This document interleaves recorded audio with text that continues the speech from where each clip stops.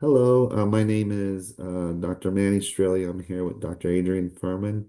This is the third episode of Brutally Honest, and today we're going to explore this concept of charm and charisma. And what does it mean? Why does it matter? And where does it impact us the most in our lives? Is it work? Is it our personal lives? Is it our social lives? We'll talk about that. So, as usual, I usually go over to my colleague Adrian to open this up. Like, what is it and why does it matter? Okay, I'll have a go. I mean, what's interesting is neither charisma nor charm are really psychological concepts. So if you pick up a book on personality theory and go to the index, you're not going to find charisma and charm. And that is possibly there for a good reason, that they are not psychological concepts, they're everyday concepts. In fact, charisma comes from spirituality or religion. That's where its origin. It's in some senses it's a gift from a powerful other. This idea that you have this concept called charisma, but therefore, it's interesting for our point of view that the psychologists have not used the term. We use the term in everyday life, but when we describe people psychologically, we'll use other terminology. And then, the question becomes, well, what are the psychological correlates of charm?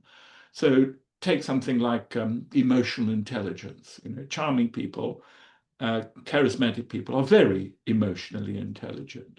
But is that enough? Is it just emotional intelligence? Well, clearly not. I think it's more than that. And then there are other psychological concepts. One that fascinates me is the concept of self-monitoring from the work of a man called Schneider. And it's the extent to which you monitor and adjust your behavior for the situation. And then is it related to agreeableness? And I did have a quick look at the psychological studies on whether I could find a measure of charm or a measure of charisma, and I didn't really find one. And I think that's an interesting point to start with. That why is this not a psychological concept, or why have the psychologists neglected it? Is it too vague? Is it too nebulous? Is it the intersecting set of many other things? So that's one issue. The issue I know we're going to talk about is can you acquire it? I used to say to my students, you can't buy a spray and spray on charisma and charm. It's not like that. And if you go to a week-long course, can you go to a course at a nice hotel and be taught how to be charming? I think you can be taught how to be more charming. I think you can be taught some of the rules of this. But it is noticeable, I think, that some people have this quality. Um, if in speaking to people about this, one thing I've noticed is I never ever met him, but people who met Mr. Clinton always said that he electrified the room, that he walked in and he has this amazing charisma. He's always had this charisma. And we'll talk about whether you can abuse your charisma or misuse your charisma. But it seems like a gift. It seems like that's where the theology comes in, that you're given this gift of charisma. And it's an internal energy, it's an internal light, it's a way of charming people, it's a way of persuading people. And you can learn some of the skills, you can learn, eye contact patterns, and you can learn some of the uh, ways that charming and charismatic people behave. But they never were taught it. It's something that comes from inside. So there's a lot to talk about, what exactly it is, and more interestingly, to what extent it can be abused. That if I was very personally charming, I could abuse it. Let me say one more thing before I forget. I'm actually having lunch today with somebody who is very charming. He works for one of our security services. And what you notice about him is that when he focuses on you, there'll be a few of us at luncheon. And when he turns to you, you've got his entire focus. You feel he's really, really listening to what you say and watching you very carefully for any little nuances. And it's always a huge pleasure to be with him because he listens so amazingly well and is so careful and thoughtful. But it's half an act in the sense that it's a requirement of his job, and he's able to switch on this amazing focus on you.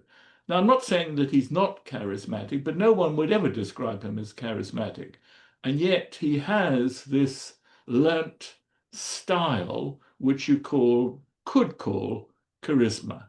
So there's a lot of things to discuss. Yes, yes. And one of the things that caught me was the same thing as like, as I was training to be therapists and psychologists, these concepts did not come up. We didn't see them in the textbooks.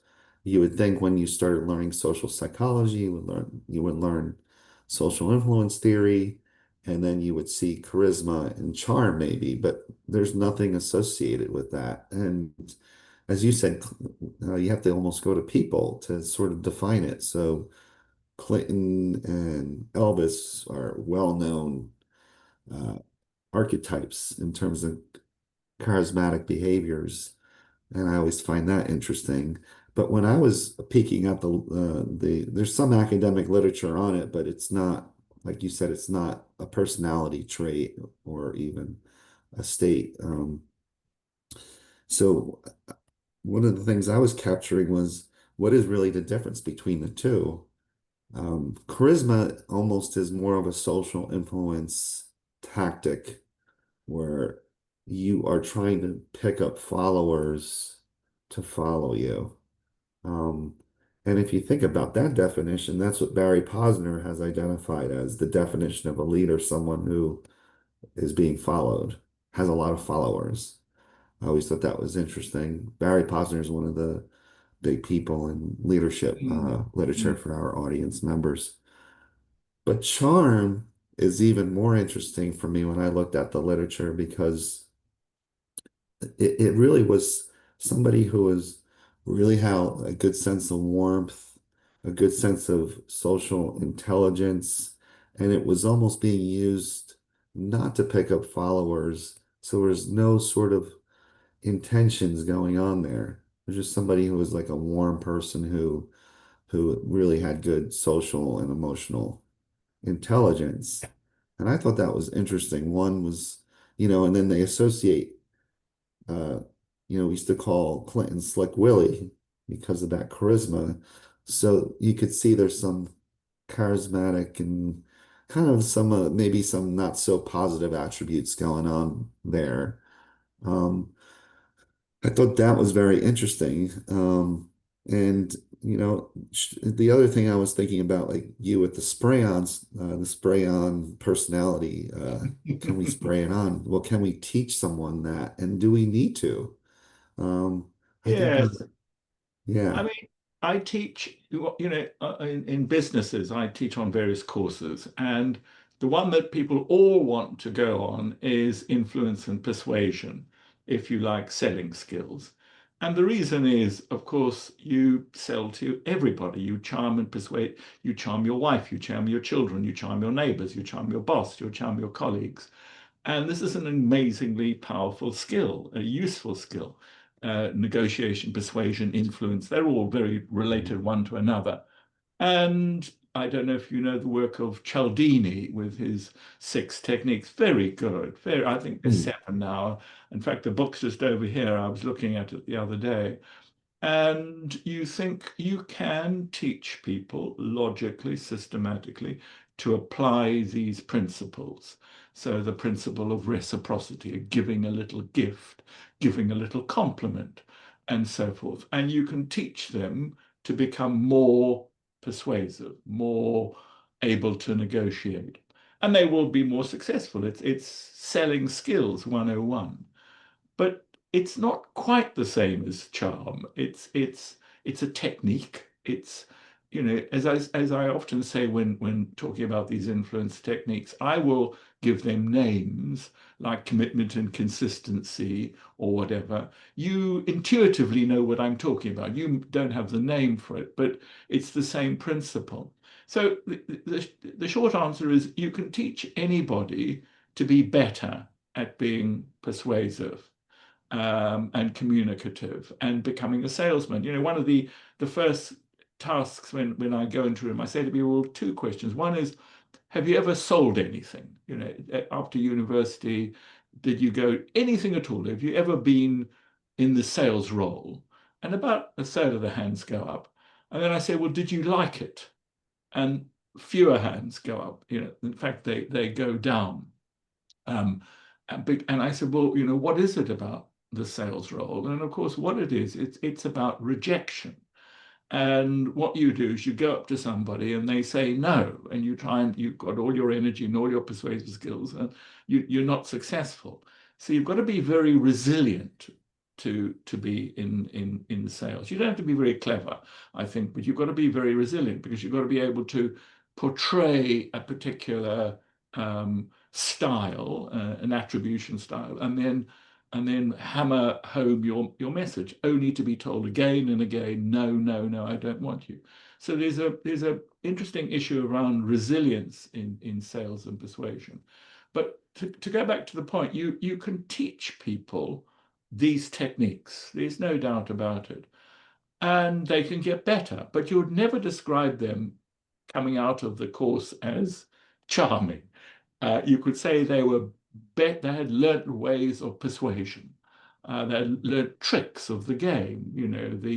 I was talking to someone last night about how they do this in restaurants. So they use all the principles, the principle of reciprocity. So they will say to you, sir, would you like to try a little amuse-bouche? This is a compliment of the chef. And when you get the bill, you get Ferrero Rocher chocolates, you see. And they know that if you give to them, they will give back to you. So these are principles of persuasion. They're not charming. And I don't know what the difference is. Charming is somehow not applying particular principles. It's some intuitive role. It's sometimes just knowing how to react, knowing the right time to say something and not say something. But most of all, it's this complete focus on you. When you're with a charming person, you feel there's nobody else in the room. They really are with you, talking to you, being influenced by and listening to you. And that I think and of course, Mr. Clinton and others can do that in public such that people believe, despite the fact there's lots of people, he's talking just to you. He's got you here. It's all about the heart. So the long and the short of it is you can teach skills, you can teach emotional intelligence, you can teach people to become more skillful at charm and persuasion, but they will never be thought of as charismatic. They can be thought of, you can teach them techniques of charm, I think, but charisma is something inside, some energy, some force that is a gift. That is a gift which you can, as I'm sure we will chat about, you can abuse that gift because it's so powerful. It's amazing the ability to influence everyone in your social environment. That's what charisma is. I wish I had more of it. Yeah, I think where we all get jealous of charismatic people, but I think it probably does wipe them out at the end of the day. There's just a lot of energy, and sometimes I think it was a survival skill that they learned because of Yes, circumstances in their yes. early childhood. Yeah, so Well, actually, it's interesting. The current Pope, um, he seems to have some of this. yeah, I agree. There's a diffidence about him, but you can see that when he's with people, he's with them and he's focusing on them. And that I think will make him a very influential individual. um, the way in which he talks to people, uh, both crowds and individuals. And I think, I wouldn't call him highly charismatic, but I think he's got enough charisma to make himself a very powerful and very influential individual.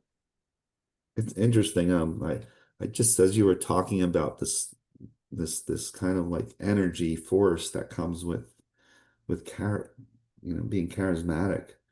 There's a concept that Henri Bergson, a well-known French philosopher in the 1930s, um, he came up with this concept called élan vital, which means life force. Vitalism, Yeah, yeah, vitalism or life force. vitality. Yeah, yeah. And Yes. the literal translation's life force. And he thought everything was based upon this. Mm. And it created the creativity to evolve. I mean, his theory was creative evolution. But what's interesting is charis I think charismatic personality falls within that realm of you have this, it's a type of force, it's a type of energy Yes. that you bring to the table. Yes.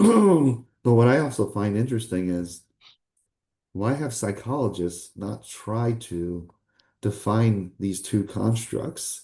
And that's more of a Yeah. mystery to me because there are some, when you're around a business person, sometimes they say, maybe you just have to turn on your charisma. Maybe you have to turn in the US, we have those idioms, turn on your charm, especially, or be more charming. Like my best friend was like the other day, I was like, well, I really want to try to sell this product to someone and blah, blah, blah. And he's like, well, turn on your charm. You're good at that. And I'm like, what do you mean? Like, turn on my charm. You're good at it. He goes, Yeah, give them what I they think want to hear. there is the interesting question is whether charismatic people can turn off their charisma. Mm, If you, I mean, I know the concept of turn on your charm. It's called the sales pitch. I want something from you, and therefore I'm going to behave in a particular way to influence that outcome.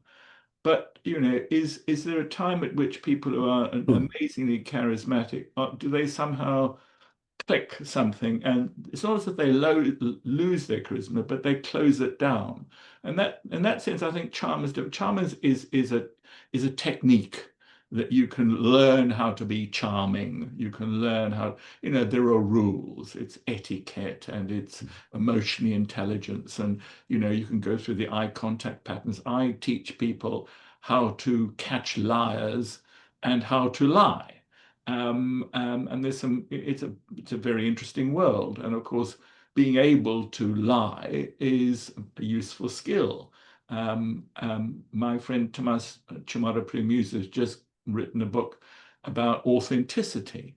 And we both take the same view that this movement to be authentic is not very helpful because I think we mentioned this before. You can't be authentic at work. If you are in certain jobs, if you're in the job of somebody in the airline business, if you or selling things. Today, when I go and have my very nice lunch, I'm going to be served by somebody who's going to be inauthentic. They're going to pretend they like me or interested in me when they're not. And I think authenticity is something which you can't afford to be authentic. Now, the point is you can turn on charm. Charm means you are behaving in a way which is not really like you.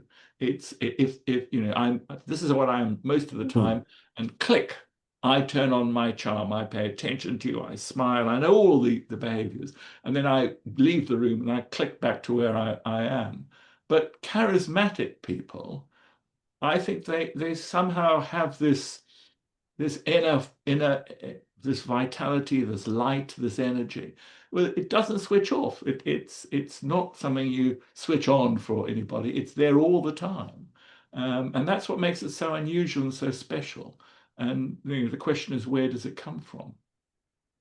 Yeah, I sometimes think it's a survival skill, but Yes, But Yes. I mean, primarily, I think everything's a proportion. I think everything lives on a spectrum. So, so it's interesting because, you know, again, every time we're together, I always ask myself, why doesn't the public school system or the younger, for younger folks teach these skills, whether it's, social influence theory or anything like that. I think so many high school students or in the US or junior high students would love to take a course in social influence theory or even social psychology. I used to teach those courses, and when social influence theory came up, that was my favorite topic, and it was also my students' favorite topics. So it's an interesting thing to think about in terms of why don't we have those things in the school systems. Mm, But maybe mm. maybe sometimes I think there's some sort of theory out there that says, well, if we create this with humans, then they'll be more politically active. Ah, And then there's this need to like bring people down. And that's why we don't teach financial skills in the US. That's why we don't do this. And I mean, other people have talked about it, but sometimes I think there's some truth to it. But yeah, it's just an interesting thing.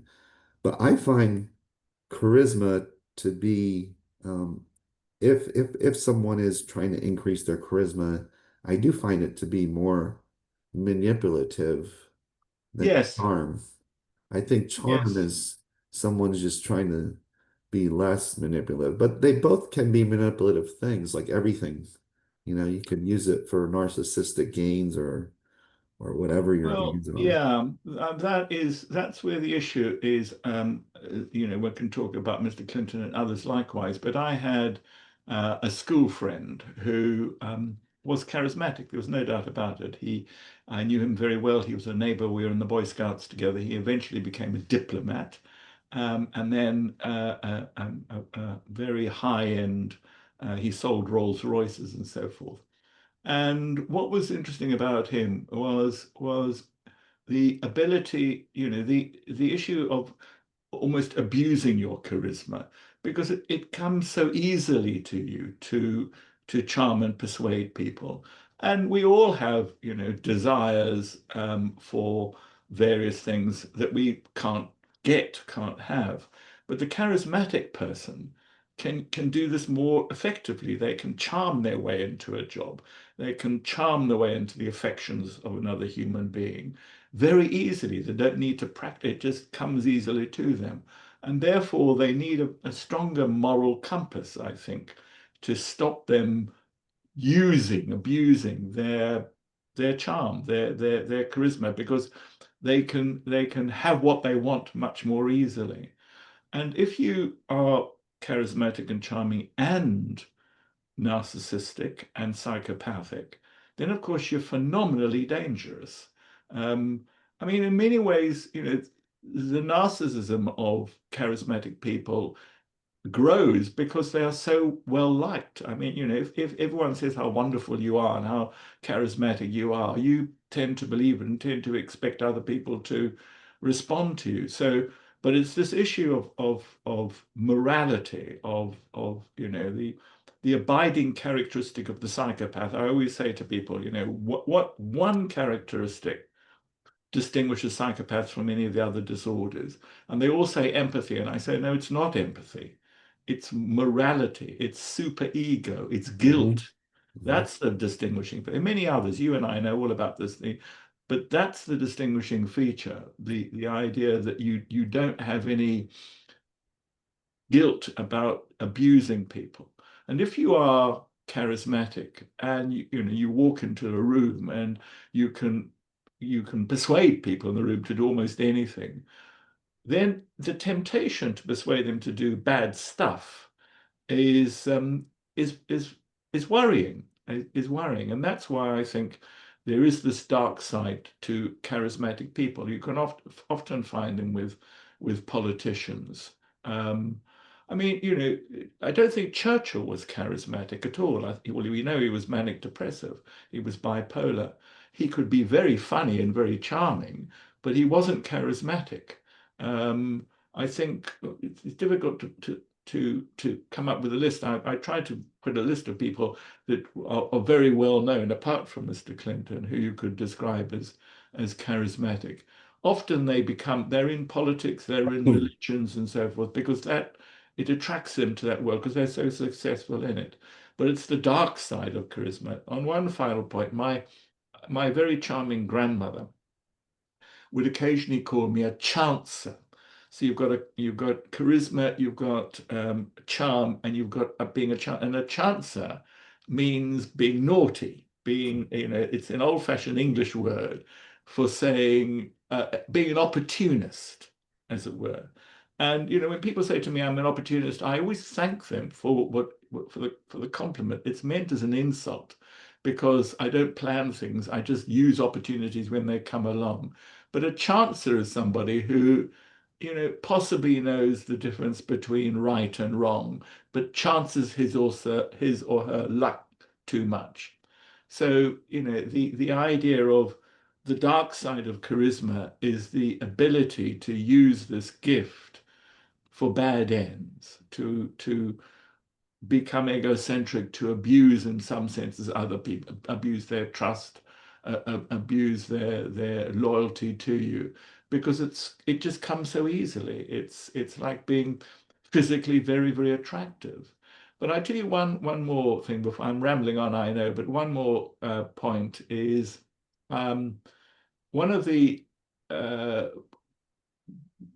I suppose you could call it a party game. I play with people psychologically, and I say to them, imagine I know you very well, and we know each other okay, but not very well. Imagine I know you very well, and imagine I'm being extremely honest. What is the nicest compliment I could give you? What is the nicest thing? I know you well. We've been long friends for a long time, and I want to give you a compliment, which would be genuine because I know you will. What would you most like to hear? Would you like to hear that you are empathic, persuasive, warm, clever? And what's interesting for me is that what you want to hear is that what you are not secure about. So, if you told somebody who's very a famous model or something, you told them they were very attractive, well, they know that. That's not interesting. They're not concerned about that. They're concerned about something else. So my question is, if I had to go up to somebody who was charismatic and had to say, what's the nicest thing people could say about them? I wonder what they'd say. I wonder what doubt they have or what characteristic that they most like to be complimented on, because I don't think they know about their charisma. They know about charm. They know they are charming and good with people and persuasive and so on. So what is it they would like to hear? And maybe it differs from one to another. Maybe it's being caring. Um, Although for many charismatic people, they give the impression they are caring because they listen so carefully. So that's my rambling on about the dark side of charisma. Yeah, it's interesting the negative associations that could happen with both charming and also charisma. So yeah, yeah. So I mean it's an interesting concept to explore this charming and charisma pieces. I think I think for me it's interesting that you mentioned some people, Douglas MacArthur was very charismatic, but a lot of his soldiers who fought with him did not like him.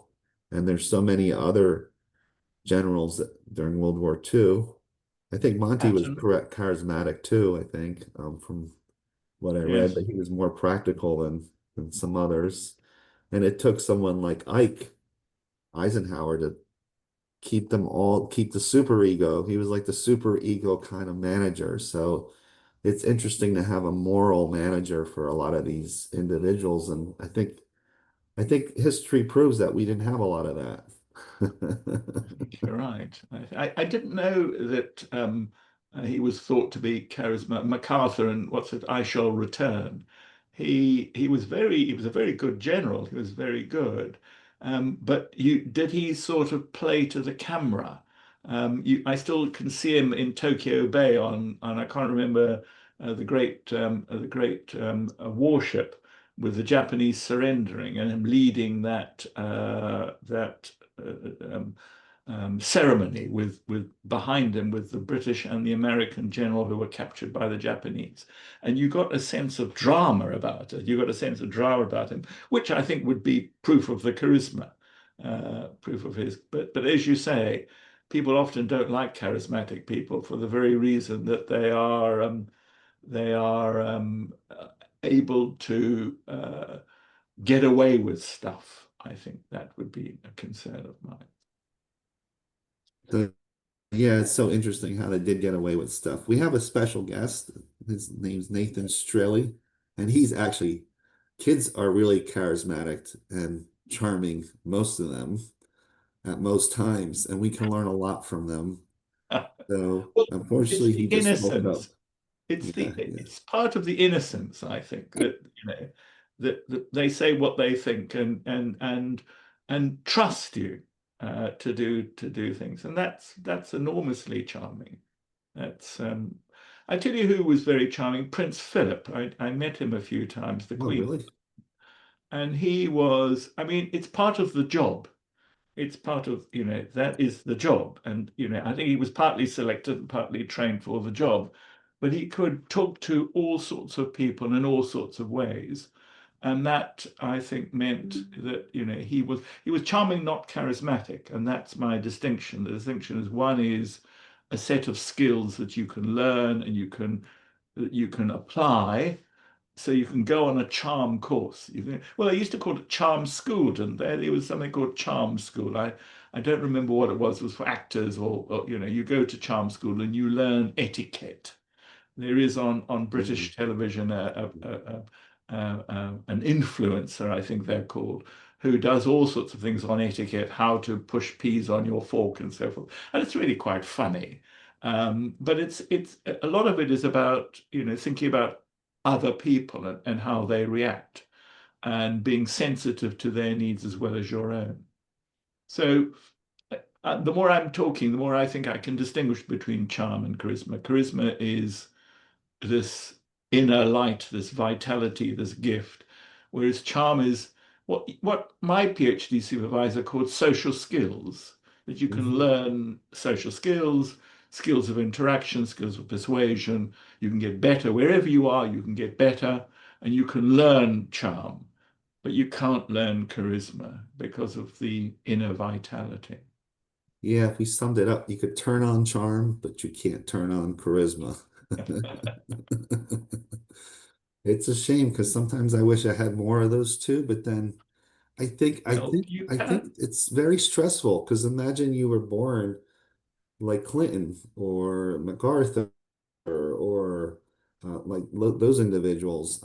I would prefer to have more humor than charisma or charm because if I could get others to laugh and I could laugh at my own jokes while they're laughing, that I think that's probably one of the best things in life. But that's just my own opinion. But I always, I've been thinking as we speak, like imagine you were a person that could take a charm and charisma pill, and the doctor said, "Well, what dosage do you want? You want to be extremely charming? You want to be somewhat charming, or you want to be charming?"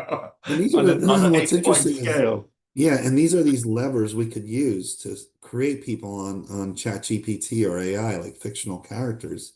I mean, writers always had that ability, but it's scary that you could role play with someone on AI and change their personality traits like that. But imagine you went to the doctor and say, "Hey, I want to increase my charm because I have this conference coming up and I want to be very charismatic and I need to change the Well, energy within me." yes. I talking to another old friend the other day who I've known for all my life practically, and he really surprised me. He's very clever, quite serious-minded, And he said that before he went for major interviews, he took, I don't know, he used the word psychoactive drugs. So he took stimulants, he took powerful stimulants to change his behavior in the interview, which really surprised me. And I said, what, he said, I need to become more disinhibited, more flamboyant. Mm. And he didn't mention what drug they were. I don't think they were illegal, but he used this drug to sort of fire himself up, to become energetic, to be more um, charismatic, perhaps. And he got the job. He did this twice, he told me, and he got the job each time. So, maybe you can take a drug to disinhibit you. Now, that is disinhibition charm? No, not the slightest. Inhibitions can stop you saying things and being interpersonally courageous. Um, but what would this pill do? What would the tablet do? I don't Well, know. it's also getting into the things that Elon Musk is doing with the cyber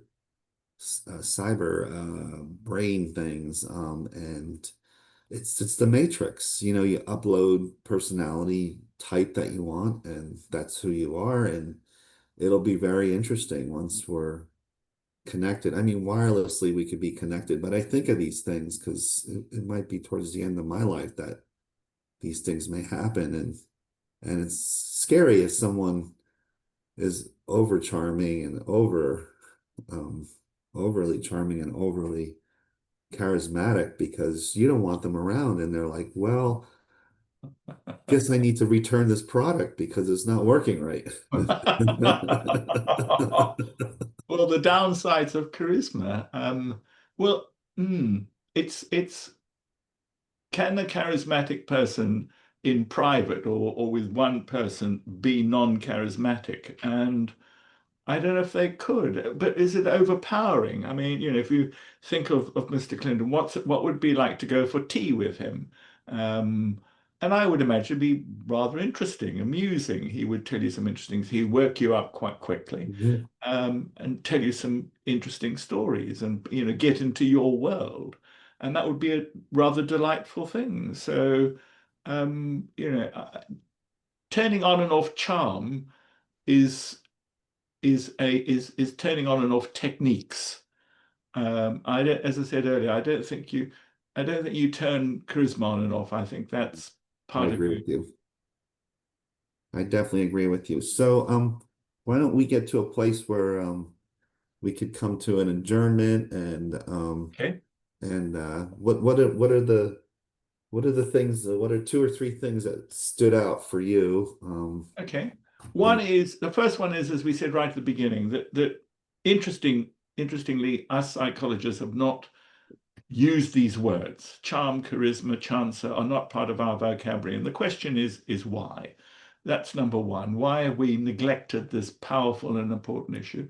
Secondly, can you acquire more of it? Can you measure it? Well, can you measure it? I believe we can measure it, but I think the question for people is can you acquire more of it? Can you go to the doctor and say, can I have a dose of powerful charisma pill? Or do you go on a course on learning to do this? And I think we can. I think we can learn to be more charming. There's no doubt about that. We can learn to be more charming. Um, and thirdly, I think the point is of the dangers of this, because people say to you, as a psychologist, you have all these techniques. Don't you abuse people by using these techniques? And I say, well, you can. These are techniques of persuasion. You can persuade people against their will. So there's a dark side of charisma and a dark side of charm in the sense that this skill can be used for good or for ill. And if it's used for ill, clearly there are problems involved. So those are my three takeaways. yeah, thank you. So I think the takeaways for me is one is that charisma really is, as you say, is some sort of energetic attraction. um And I do agree that it's more of a thing that you're born with, rather Yes. than something that you can learn. Now, there are probably characteristics you can learn of charisma, but I think someone who has it. You know, it's not something that they can turn on and off, as you were saying. Whereas charm, which would probably be my second thing, is I think it's something to turn on because in the U.S. we have this idiom, turn on the charm, and you'll get the sale. But what does that really mean? Is an interesting piece of it. And I think the bigger takeaway is like a lot of these personality traits that are used to influence people. I think we do have to be more and more cautious, especially in this AI world when we're going to start applying personality more and more so to computers. So my ChatGPT will not only have configurations around technical things like, oh, it's got a white background and it's got this type of font. Well, now it's going to have this type of personality. And now we're going to put levers on it. And if it's too charming, then we might spend our entire lives just chatting with it. You know, I read yesterday that someone married a personality that they created in ChatGPT, and I think China or Japan, it was an article or something like that. And I was like, okay, I guess we're going to start seeing that, like people marrying their fictional Maybe. things. And you know, the bots are not that far away. The androids and things like that are not that far away from, I mean, they already figured out the mind, so the next thing's going to be that. So, and then I think the fourth thing is how do children use charm in the play? I don't know. I don't know how they use charm in the playground. Playground. And Yes. can we do something about that? Can we increase it? Can we teach them to turn it on? Can we teach them to turn it off more? And I do think a lot of really good teachers are trying to do that for children to get Yes. along. Yeah. But can we give more knowledge to teachers and children on that? And can we learn from them as well? I always find you can learn so much from children, but It's a from good point. everybody. So. Mhm. It's a good way to end. Yeah, well, thank you, Adrian, Thank for you. your time. This was the third episode of Brutally Honest. We had a surprise awakening and special guest, so he probably knows more about all this stuff than us two minds here. So thank you again for joining us, and I hope you have the great rest of your day.